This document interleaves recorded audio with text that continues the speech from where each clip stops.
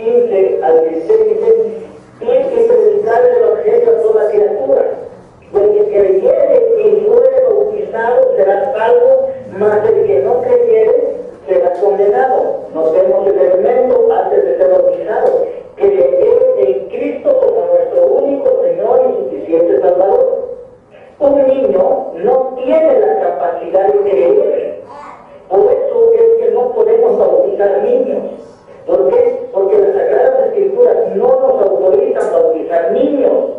La Biblia nos autoriza, en el libro de Lucas y en el Evangelio de Mateo, los dos evangelios nos autorizan presentar a los niños, pero no bautizarlos, porque los niños no tienen la capacidad de creer por definición.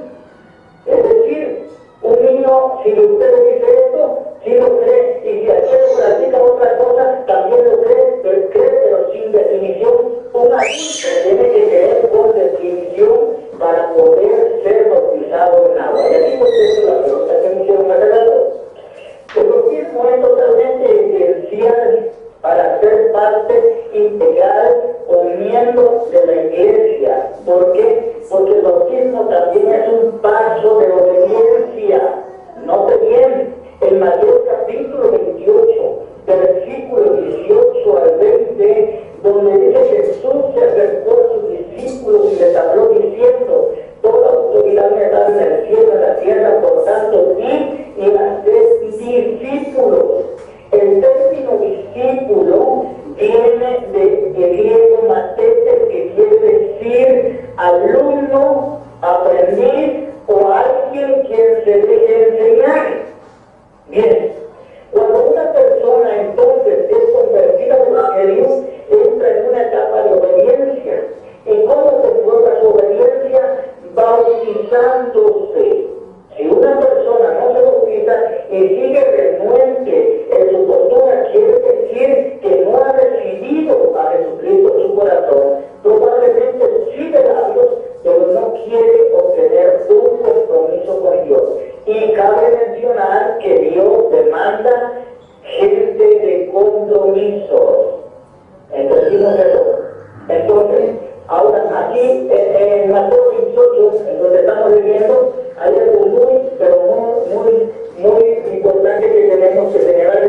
Por tanto, hay que hacer discípulos a todas las naciones, bautizándoles en el nombre. Hay grupos por allí que se llaman unitaristas, como en México y en cualquier parte del mundo en determinado momento, que ellos no creen en la Trinidad, es decir, en el Padre, en el Hijo y en el Espíritu Santo. La Biblia nos enseña acerca de la Trinidad.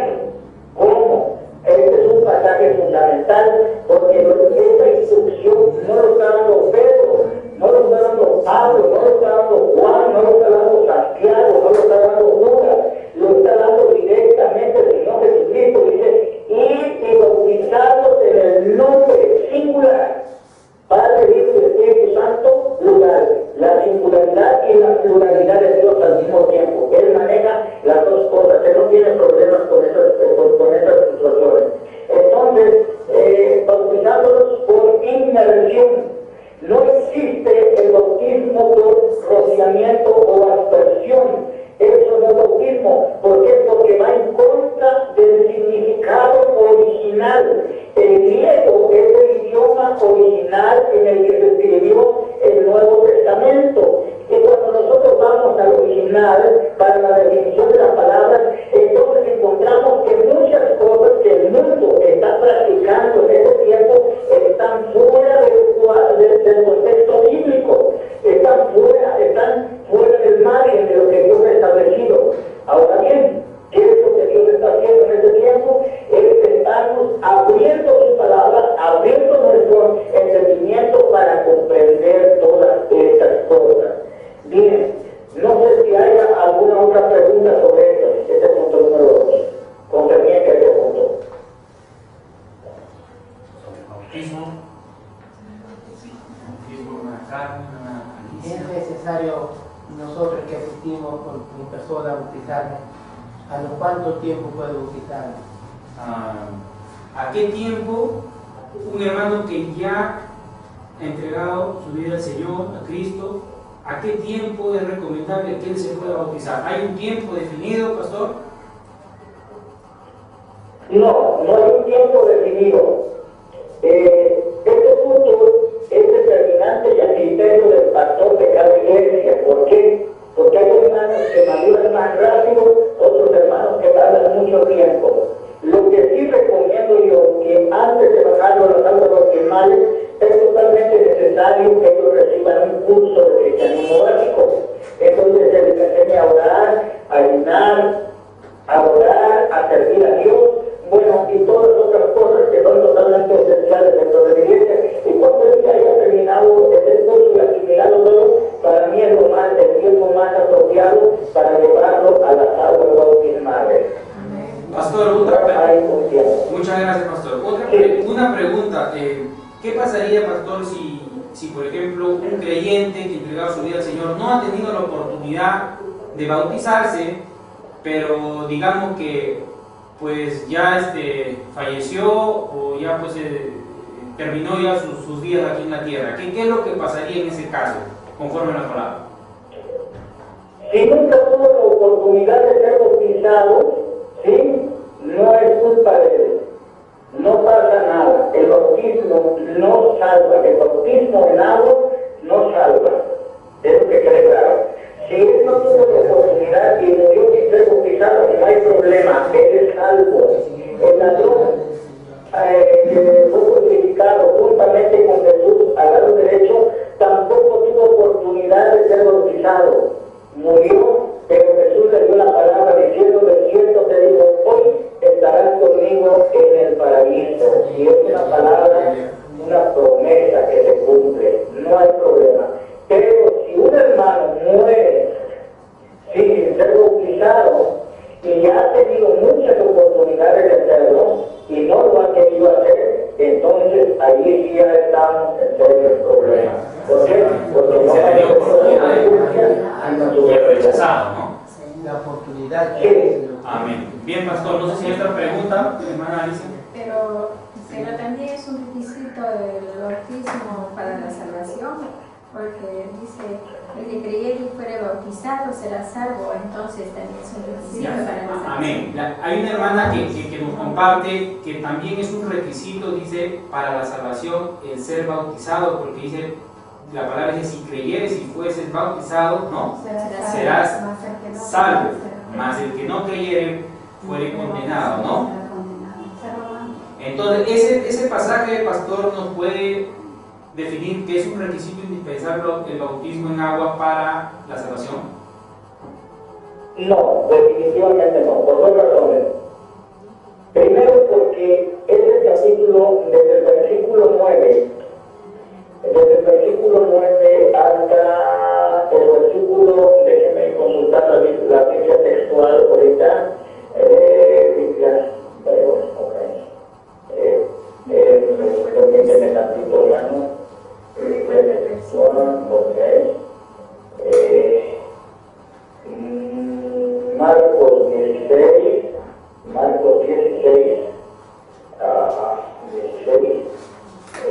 9. Esa pregunta trae mucha controversia. Vamos a ver. Bueno, miren, ahí va. Este pasaje de Marcos 16, 9 al 20 no se encuentran en los manuscritos originales. ¿Me voy a entender? No sé si es en Marcos o es en Hechos. No se encuentran en los manuscritos originales. Bien, hay 4 conclusiones diferentes para este evangelio. Algunas conclusiones terminan hasta el versículo 12, otras al 16, otras al 18 y otras al 20. En la versión 60 que nosotros manejamos, termina hasta el 20. Ahora bien, sí se encuentra en un texto que se reconoce como el Textus Receptus, en latín, Textus Receptus. Es el único texto donde se encuentra ese pasaje hasta el 20. Pastor, Estas otras versiones cristianas no se encuentran nosotros no se encuentran. Por eso absoluto, definitivo. Ahora bien, analizando el mismo texto y poniéndole una hermenéutica más responsable, dice el versículo 16, mas el que no creyere será condenado. No dice más el que no fue bautizado. No dice No se condenado. puede tener como requisito para salvación. Por eso, si se acuerdan a Efesios 2:9, dice que los requisitos para la salvación son dos: fe y gracia. Ya, pastor, una pregunta. Pastor, en Lucas 16 dice, el que creyere y fuere bautizado será salvo, mas el que no creyere será condenado. Lucas, acá tengo Lucas 16. A ver, permíteme un tantito. A ver. Lucas, A ver. El que, Lucas 16. 16. Ah, no, es Marcos, tiene razón, Marcos. Es Marcos. Sí, Marcos, sí. Marcos 16. en Lucas también está. ¿Está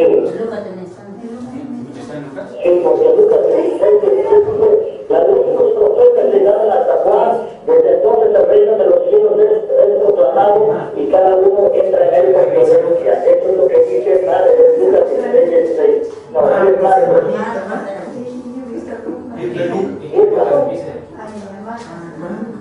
Ya, sí es Marcos, pastor, 16.